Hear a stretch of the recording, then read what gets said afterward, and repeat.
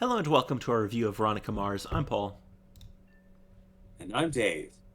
And this week we're discussing the episode I Am God.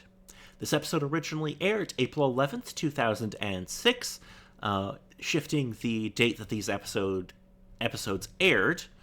I don't know why they did that, but I'm sure there was a reason. Alrighty, so starting off, number one song in America, It's Still Bad Day by Daniel Powter, or Poter, I don't know how you pronounce that name. Let's move on to the number one film in America, Dave. Any guesses what it could be? It is a comedy parody film, part of a long-running franchise. Hmm. Suppose like one question for an additional hint is that, again, says it's comedy for a particular sort of thing, but is standing as the actual sort of comedy sort of case, or does it go more into the case of bad or easy comedy sort of case? Um, I don't remember this one specifically, but the first couple of movies in this franchise were very good. I do think it fell off though, and this might have been during the Uh, fall off. It's like one of those, you know how in like the mid to late 2000s, like those like really crappy parody movies were big. okay. This is kind of the franchise that started that. Oh, well. Okay, I think I might supposedly got it, but I might be a little confused on which number it is. Go ahead. Uh, If you just give me the franchise, Scary that's Movie cool. 3? It's Scary Movie 4, but Scary close Movie. enough. Yeah. Okay. Uh, I don't yeah. remember. Well, it's a case of somewhat having decent knowledge of at least the first couple scary movies for what they decided to work with and do, but then sort of the case of, oh God, they're going too far with how many numbers there are. Yeah, I feel like this. I feel like the minute they lost the Wayans, these films kind of were pointless. Yeah. Because, like, the Wayans knew how to make good movies. Mm. And then, yeah. Anyway, let us move on to video games. So there's not as much as I thought, but there are some big ones. So, April 6th, if you had a PSP, you could pick up the Silent Hill experience.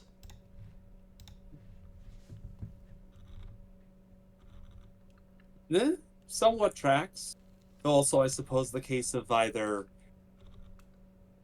PlayStation Portable would probably have enough power to work on something that it was from the PS2, possibly PS or PlayStation heading into PS2, but still kind of the case of not the best sort of case, but if you need something to experience the Silent Hill games, there could be worse things. Yeah, Oh, it's not even a game, apparently. Interesting.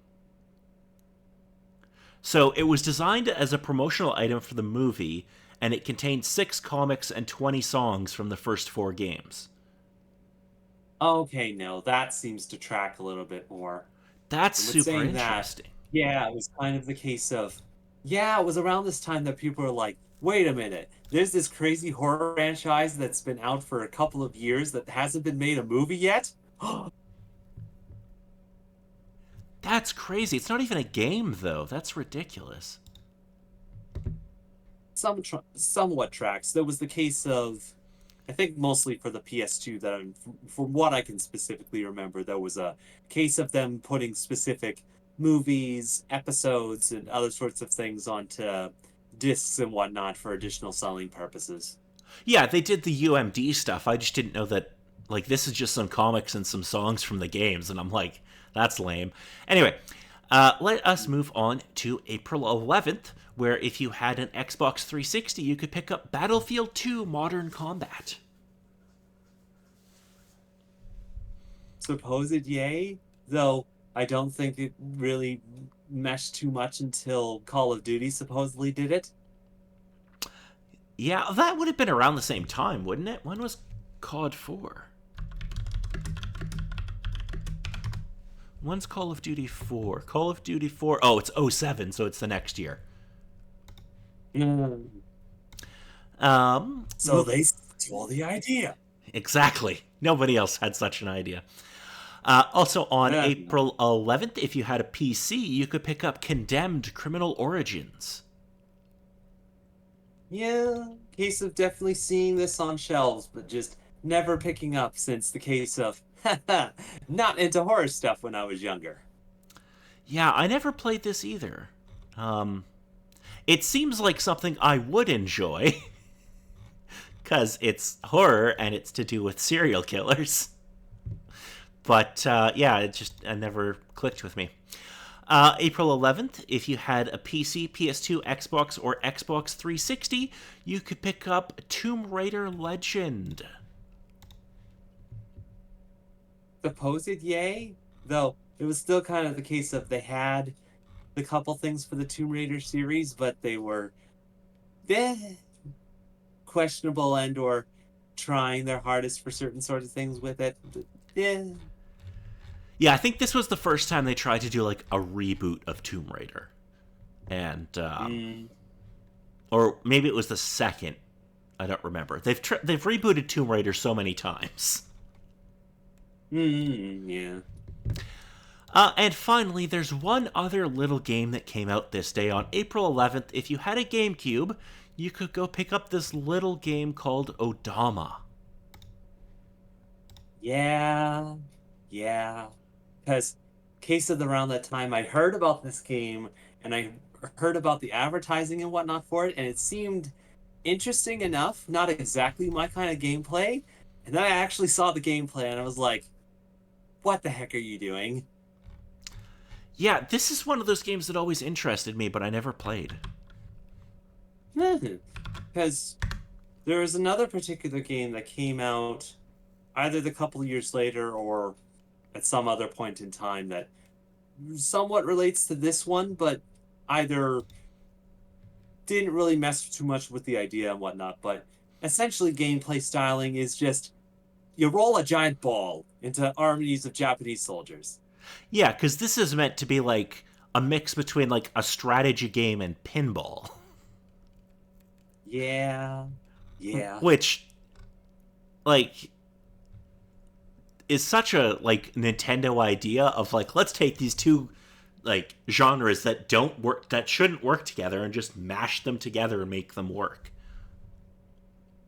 Yeah, and again, just with the particulars, interesting enough that the idea came about and it paved the way for a multitude of different sort of things to come around and go into certain directions and whatnot. But at the time, it was just the marvelous case of, what the heck are you doing, Nintendo?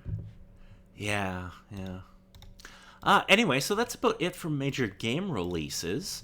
Let us move on to the episode. Alrighty. Okay. Veronica has a dream of the students who died in the bus crash. She is called into the office of the guidance counselor Rebecca, who asks if Veronica is okay, and Veronica tells her about her nightmares. Veronica lists the bus crash victims: Servando, Benita, Ronta, Marcos, Peter, and Meg. She asks Rebecca about a janitor named Lucky, who Meg used to write about a lot. Veronica continues to describe her dreams. She also tells Rebecca about Michelle, who turned out to have a second voicemail from the bus, this one containing Dick's voice. Veronica recounts an encounter with her father in which she admitted to sneaking on the bus, where she found a CD containing voicemails Dick left Benita.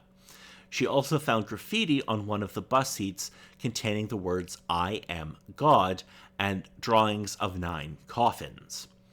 Veronica talks to Logan about Lucky the janitor, and Logan reminds Veronica she met Lucky before. Wallace and Logan are assigned to work on a science project together. Veronica talks to Dick about his relationship with Benita. Veronica talks to one of Benita's friends who says that Dick mistreated her, and Benita's goal was for Dick to get her pregnant. Veronica asks Keith about whether or not he has resumed a relationship with with Rebecca, and Veronica gets into Stanford University. Principal Clemens informs Veronica that due to a recalculation, Angie Dowell now has the highest GPA and is in the lead for the Kane Scholarship. Rebecca denies having a relationship with Keith, while Angie also gets into Stanford, and Dick is told he'll have to attend summer school. Wallace points out Rhonda's sister Natalie to Veronica, but she blows Veronica off. Veronica asks Keith to dig into the financial records of the bus crash victims. While working on their project, Wallace comes across the Eccles expose. Veronica learns that none of the families had very much money except for Rhonda's family, who won a separate $2 million lawsuit from Woody. Keith meets with Principal Clemens, where he finds Veronica hiding in the closet. Veronica talks to Mr. Wu about one of his students, Peter, who had a crush on Mr. Wu. However, Mr. Wu denies being gay. That night, Veronica has a dream about Peter. When she brings up the outing of all outings, Peter asks her why he would even want to go to a baseball stadium. Veronica learns Servando got in trouble for pushing Beaver into a wall during summer school. Beaver tells Veronica Servando had a problem with Dick, but took it out on him. Keith solves the case for Principal Clemens regarding students who paid money to be diagnosed with general anxiety disorder in order to earn better grades. Angie wins the experiment competition, and it is shown that Angie was one of the students who was diagnosed with generalized anxiety disorder for money. Principal Clemens revokes exceptions for these students. Veronica has a dream about Servanto, who points out the perpetrator had to know when the bus is approaching the cliff. Veronica learns that the I Am God image is actually from an album cover. Keith tells Veronica that Dick Casablanca Sr. had large life insurance policies on Dick and Beaver. Veronica has another more frightening dream. But that's all we're going to say for this time. So, what did you think of this episode, Mr. David? I think for the most part, I found it interesting. They decided to move a little bit more into the dreamlike sequences of Veronica speaking with the dead and getting specific ideas of certain things that were happening within there. Yeah, which is something she did. It does. Go ahead. Just the case of it meshes a little bit with stuff that happened around in the first season with her friend passing away and those sorts of things from there. Though I question, especially with this one and the multitude of people, that it might push a little bit more into disbelief, just with the basis of the show and whatnot from there. I mean, you could make that argument, sure, but I would also go that, like, well, she might not actually be speaking with the dead. It could just be her subconscious that's like, she's like already knows this stuff, but she's just making the connections while she's asleep. But yeah, I do like that they're kind of bringing back that thing that they did in this first season with Lily, where she would occasionally pop up in dreams that Veronica had and be like, hey, why the fuck haven't you thought of this yet? Man. And I think aside from that was the addition of the B-plot of Logan, Wallace working together. Case of, again, from your comments from the last week of, oh man, supposedly exciting. The case of, how is this supposedly going to work? But I think it was well enough for both their characters to have interactions, as well as the couple things that they had within the episode that they went with. Though, it's the case of with the science project and whatnot from there, the case of, God, I did this when I was in elementary school. And despite the fact that it's well enough to think on the learning and whatnot for it, for how much it supposedly is for the grade that they had it within there, kind of the case of, Yeah, I remember doing something like this in, like, middle school. I'm like, you're in, like, grade 12. Why are you doing the same experiments I was doing in grade 6. Exactly. Like, seriously, in comparison to the things that we were doing in our high school at around the times, we had a decent potato launcher that the classroom had at the particular time. So the difference here might be the difference between like the Canadian school system and American, because we might just do things at like a different order. So Suppose that's true. I don't It's still know. kind of the case of, you know, I think also another particular case of, eh, nah, possibly with audience relate. Word is escaping me, but just the audience that's watching and the particular sorts of things with that, not exactly being one to one, but kind of having the bit of nostalgia, at least for schooling sort of stuff for that. But, again, supposed thought. Yeah. So next week we'll be discussing the episode Never Mind the Buttocks. I don't know, that might be difficult for some people within this episode. In this episode, Veronica investigates the car that ran over a student, Harry Green's dog, and it turns out the case is connected to the bus crash. Meanwhile, Wallace and Jackie start a relationship. Again. Yeah. Marvelous, will they, won't they? All the particular lovey sort of things. Yes. Also, we find out that Weevil has a copy of the Anarchist Cookbook. Which, hell yeah, Weevil. On the one hand, makes somewhat sense, but also kind of the case of, whether or not a case of he just got that because of specific dare sort of thing, or actually wanted to pick that up. The questions. Okay, so this might be off topic, but I don't really care. Do people still know what the Anarchist Cookbook is? There's a good possibility, but I'm within the wheelhouse of hearing the name, but not exactly knowing what it is. Oh, okay. So, for those of you who don't know, quick preview. The Anarchist Cookbook is from the 70s, and it basically walks you through how to manufacture explosives and other weapons, and how to manufacture illicit drugs, including LSD. Okay, no, that somewhat more tracks.